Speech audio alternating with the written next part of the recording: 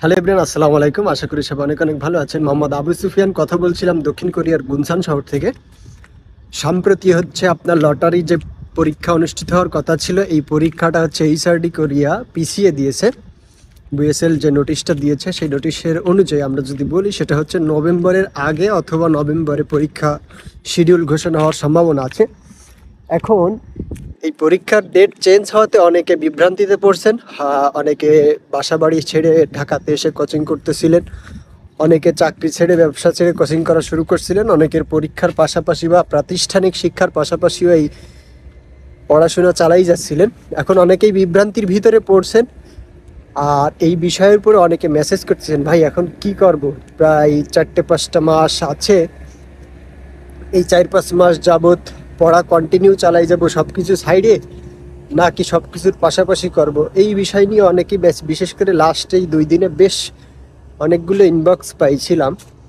এখন ভাই আমি সব সময় হচ্ছে ক্লিয়ার কাট কথা বলি, হ্যাঁ।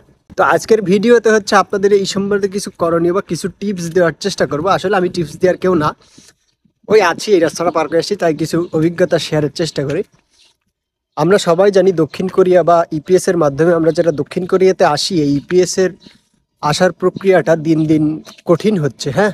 পরীক্ষার ডেট পিছিয়েছে, এটার পিছনে অবশ্যই উল্লেখযোগ্য কিছু কারণ আছে। এইচআরডি কোরিয়া পিছনের কারণে আমি মনে করি ভালো হয়েছে পিছায়ে, হ্যাঁ। এখন এই পরীক্ষা পিছানোর কারণে অনেকে মনে করেন প্রিপারেশন নিচ্ছিলেন, পরীক্ষার প্রস্তুতি, অনেকে বেশ আগাই গেছিলেন, অনেকের বই কিতাব সব শেষ হয়ে গেছিল, রিভিশন চলতেছিল, পরীক্ষার ভালো একটা প্রস্তুতি ছিল। কিন্তু এই মুহূর্তে পরীক্ষা পিছানোর কারণে অনেকে ভেঙে পড়তেছেন। এখন আপনাদের করণীয় কি? দেখেন, আপনারা ইপিএস সম্পর্কে, ইপিএস এর অবস্থা বর্তমানে একটু খারাপ যাচ্ছে, আর এই খারাপটা আমরা যখন 19 সাল ছিলাম তখন থেকেই শুনে আসতেছি। আমরা যখন 19 সালে পরীক্ষা দিয়ে রোস্টার হয়েছিলাম 20 সালে, তখনও শুনতাম দক্ষিণ কোরিয়ার অর্থনৈতিক অবস্থা মারাত্মক খারাপ, বাংলাদেশি লোক নিচ্ছে না, ভিসা ইস্যু সব নেপালের দিকে হয় বা ভিয়েতনামের দিকে হয়, এই ইত্যাদি ইত্যাদি ইত্যাদি। তো রোস্টার থাকাকালীন এই বাক্যগুলো বা এই ওয়ার্ডগুলোর সাথে মোটামুটি দেশে দ্বারা থাকি আমরা কম বেশি সবাই পরিচিত। এখন ইপিএস এর লাইনটা আসলেই একটু কঠিন হয়ে যাচ্ছে দিন দিন। প্রচার প্রসার টেকনোলজিগত দিক থেকে বা সোশ্যাল মিডিয়ার কল্যাণে মানুষ অনেক বেশি জানতেছে, আর একটা স্মার্ট স্যালারি 6 ডিজিটের বেতন পাবেন, একদম মাগনা বা সহজে আসতে পারবেন, এসে একটা স্মার্ট স্যালারি সবাই সুযোগ নিতে চাচ্ছে, যে কারণে এটা প্রতিদ্বন্দ্বিতা দিন দিন বৃদ্ধি পাচ্ছে। এখন আমি মনে করি প্রাতিষ্ঠানিক শিক্ষা বা চাকরি বা আপনার ব্যবসা বাণিজ্য ফেলে রেখে সম্পূর্ণ সময়টা ইপিএস এর পিছনে ব্যয় করা এক ধরনের বোকামি হইতে পারে। কেননা দক্ষিণ কোরিয়াতে আসার নিশ্চয়তা কোরিয়া সরকার বহন করে না। আপনি পাশ করার পরে যখন জব অ্যাপ্লিকেশন পেপার জমা দিতে যাবেন, ওই জায়গায় উল্লেখ থাকে, হ্যাঁ, যে আপনার এই যে ডকুমেন্টস পেপার জমা দেওয়া, দক্ষিণ কোরিয়া সরকার আপনার চাকরির নিশ্চয়তা বহন করে না। তাইলে বুঝতেই পারতেছেন এটা কত একটা অনিশ্চিত রাস্তা। দক্ষিণ কোরিয়াতে আসতে গেলে মেধা, পরিশ্রম এবং ভাগ্য আর আল্লাহর আল্লাহর মেধা, পরিশ্রম আর ভাগ্যের বড় একটা খেলা থেকে যায়, হ্যাঁ। এই জন্য সর্বোপরি কথা হচ্ছে সব কিছু ত্যাগ করে দিয়ে ইপিএস এর পিছনে লাগা যাবে না। এখন দেখেন, এখন হচ্ছে 5 নম্বর মাস, মে মাস চলে, মে মাস শেষ ধরেন, May, June, July, August, September, October, পাক্কা 5 মাস হাতে আছে। এখন এই 5টা মাস আপনারা যেন সব কিছু সাইডে দিয়ে এর পিছনে না লাগেন, এটা হচ্ছে আপনাদের কাছে বিনীত অনুরোধ। এখন থেকে তাহলে কিভাবে কি করবেন? আপনি যদি এই 5টা মাস আবার পড়ালেখা সব কিছু সাইডে দিয়ে বসে যান, তাইলে কিন্তু আপনি যা পড়ছেন, যা শিখছেন, যেগুলো আপনার ভিতরে আছে এতদিন ধরে যা শিখছেন, সব কিছু কিন্তু হারাই ফেলার সম্ভাবনা আছে।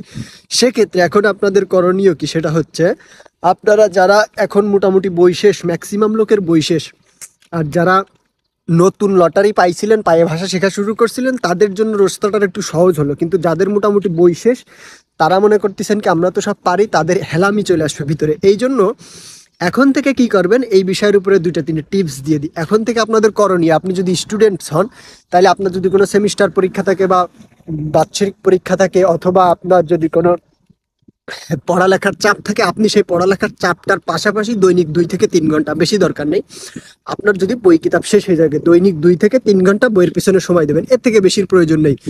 এইটা কন্টিনিউ রাখবেন হচ্ছে পরীক্ষার ডেট শুরু হওয়ার 1 মাস আগ পর্যন্ত। 1 মাস আগ থেকে আবার পুরো দমে পড়বেন, 8 ঘন্টা 9 ঘন্টা করে দৈনিক পড়ার চেষ্টা করুন। এরপরে যারা চাকরি করেন, যারা ব্যবসা করেন, তারাও চাকরি ব্যবসার পাশাপাশি এই দৈনিক 3 থেকে 4 ঘন্টা অথবা সর্বনিম্ন 2 ঘন্টা কোরিয়ান ভাষার পিছনে দেওয়ার চেষ্টা করবেন, যাতে আপনি যে জিনিসটা এতদিন শিখছেন, এই জিনিসটা যেন আপনার ভিতর থেকে হারাই না যায়, হ্যাঁ। আর একটা কথা, যেটা রোস্টার মার্ক কিন্তু ভাষা পারদর্শীর থেকে বেশি হবে। আবার বলি, রোস্টার মার্ক এবছর ভাষা পারদর্শীর থেকে বেশি হবে, সেই জন্য টার্গেট রাখতে হবে 180 থেকে 200-র ভিতরে, এর নিচেই নামার কোনো টার্গেট নিয়ে পড়ালেখা করলে কিন্তু হবে না। এই জন্য আপনাদের করণীয় কি, যাদের মোটামুটি বই শেষ এখন তারা হচ্ছে প্রতিদিন এই 2-3 ঘন্টা তো পড়বেনই, এই পড়ার পাশাপাশি চেষ্টা করবেন যে বিভিন্ন অ্যাপস আছে কোরিয়ান যেসব ইউবিটি পরীক্ষার অ্যাপস, এই অ্যাপসগুলোতে প্রতিদিন 2টা-3টা করে পরীক্ষা দেবেন, 3টা না হোক প্রতিদিন 2টা করে পরীক্ষা দেওয়ার চেষ্টা করবেন। 2টা করে পরীক্ষা দিতে প্রতিদিন যদি আপনি পরীক্ষা দেন, ওই যে যতগুলো অ্যাপস আছে আপনার কাছে 2টা আছে, আপনি 2টা দেন, আর একজনের কাছে আর একটা অ্যাপ দেখছেন ওর কাছ থেকে নিয়ে ওই শেয়ার ইট দিয়ে নিয়ে নেন, নিয়ে প্রয়োজনে 10টা 15টা 20টা যতগুলো অ্যাপস আছে সব অ্যাপসে পরীক্ষা দেবেন। প্রত্যেকটা অ্যাপস পরীক্ষা দেবেন, পরীক্ষা দিতে দিতে দিতে দিতে আপনার উত্তর মুখস্থ হয়ে যাক, কোনো সমস্যা নেই। আমার কথা বুঝতে পারছেন? আপনার উত্তর মুখস্থ হয়ে যাক, এই 5 মাস হচ্ছে আপনি খালি পরীক্ষা দিতে থাকেন, আপনি একটু রিভিশন দেন আর আপনি খালি পরীক্ষা দিতে থাকেন, আর ওয়ার্ড মিনিংগুলোর দিকে একটু ফোকাস রাখেন যাতে আপনি ভুলে না যান। অর্থাৎ সর্বোপরি সর্বমোট বা সংক্ষেপ কথা যেটা, সেটা হচ্ছে আপনি পুরোপুরি সাইডে না দিয়ে হালকা পাতলা চালু রাখেন ওই পরীক্ষার তারিখ ঘোষণা হওয়ার 1 মাস আগ পর্যন্ত, আর 1 মাস আগে আবার পুরোদমে শুরু করার চেষ্টা করবেন, আর পরীক্ষার তারিখ ঘোষণা হওয়ার পর থেকে আরো পুরোদমে শুরু করার চেষ্টা করবেন। তো এটা হচ্ছে বিষয়, সব কিছু ছাইড়ে না দিয়ে আপনি সব কিছুর পাশাপাশি কোরিয়ান ভাষাটাকে চর্চা রাখার চেষ্টা করেন, কেননা ইপিএস বা কোরিয়া এই 19,000 লটারি বিজয়ী 19,000ই এই বছর টিকবে না, টিকবে হচ্ছে 3,000, বাকি 17,000 কিন্তু ঝরে পড়ে দেবে, বা 16,000 ঝরে, 19,000-তে 16,000 আর কি, 16,000 বাদ পড়ে দেবে।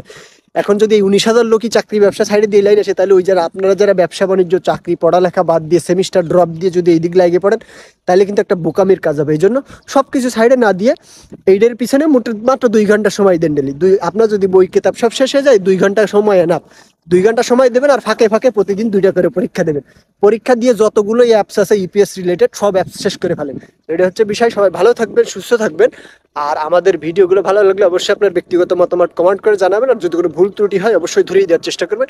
তো ভালো থাকুন, সুস্থ থাকুন, দেখা হবে পরবর্তীতে নতুন কোনো ভিডিও নিয়ে আপনাদের সামনে হাজির হবে। সে পর্যন্ত সবার সুস্থতা কামনা করে আজকের মতো এখানেই বিদায় নিচ্ছি। আসসালামু আলাইকুম রহমতুল্লাহ।